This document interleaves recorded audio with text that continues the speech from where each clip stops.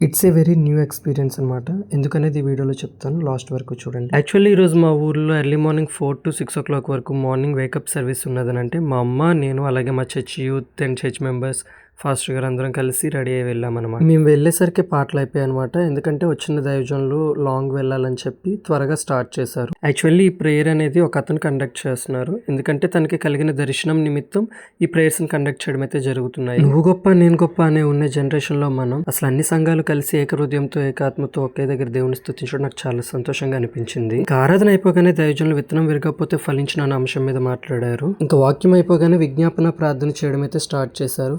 నిజంగా మనం early morning లేచి ప్రేయర్ చేసుకుంటాం, కానీ ఇలా అన్ని సంఘాలు కలిసి ఒక దగ్గర ప్రార్థన చేసుకోవడం నాకెందుకో చాలా గొప్పగా అనిపించింది అనమాట. ఇంకా అలా విజ్ఞాపనలు పూర్తి చేసుకున్న తర్వాత ఈరోజు రిపబ్లిక్ డే కనుక దేశ రక్షణ కోసం వాటి కోసం ప్రార్థన చేశారు. అండ్ లాస్ట్ ప్రేయర్ అండ్ బ్లెస్సింగ్స్తో ఇంటికి వచ్చేసాం అనమాట. అంతేనండి. Praise the lord. బాయ్.